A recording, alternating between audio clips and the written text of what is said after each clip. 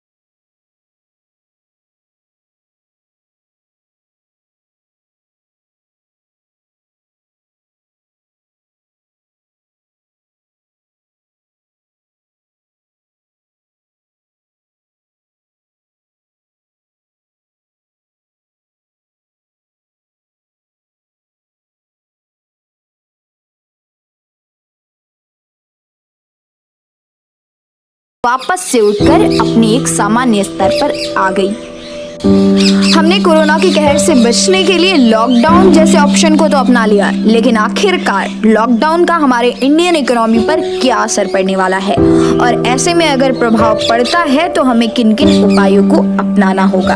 तो चलिए चलते हैं और देश के प्रधानमंत्री और जनता ने कल्पना को वास्तविकता में बदल दिया। मेजॉरिटी घर में काम करके दिखा रहे हैं, बच्चे बिना जंक फूड के जीवन बिता रहे हैं। जो अस्पताल 10 सालों में तैयार होते थे वो 10 दिन में बन रहे हैं। करोड़ों रुपए गरीबों पर भी खर्च किए जा रहे हैं। लोग बिना वेकेशंस की जिंदगी बिता रहे हैं और देशों से बेहतर जी रहे हैं। यूरोप और अमेरिका से बेटर मैनेजमेंट है भारत देश का। इस वक्त जो सबसे जरूरी चीज है वो है इनोवेशन और जुगाड़।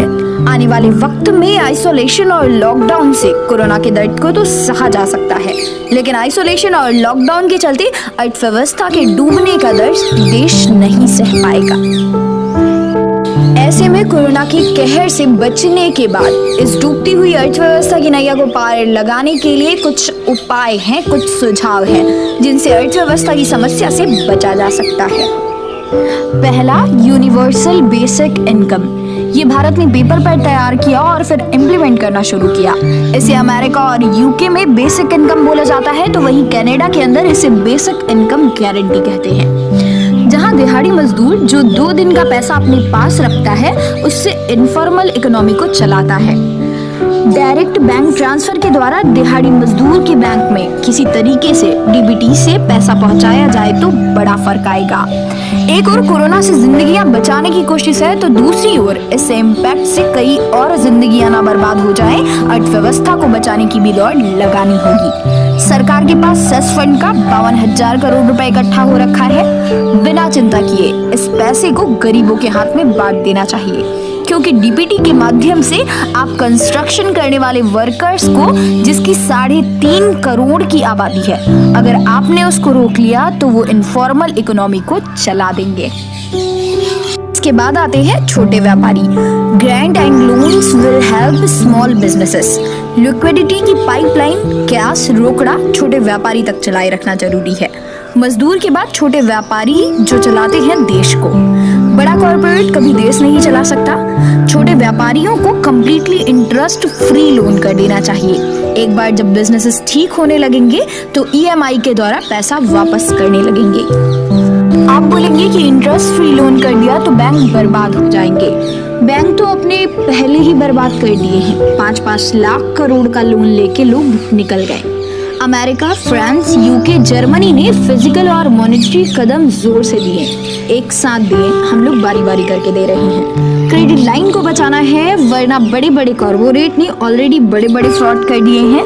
किसान 1 लाख का लोन ना पे कर पाए तो फांसी चढ़ जाता है। छोटे व्यापारी को बड़ा फ्रॉड करना आता नहीं। पैसा रिजर्व करके कम्प्लीटली इंटरेस्ट फ्री लोन कर दो, सब चुकाएंगे, और नहीं वापस चुका पाए तो 10-20% तो वो सरकार चुका देगी और इकोनॉमी तेज चल पड़ेगी। Multiply the involvement of private sector for speed and scale. Private sector के पास सब कुछ ज्यादा है, बैंडविड्थ ज्यादा है स्पीड लाने की, लॉजिस्टिक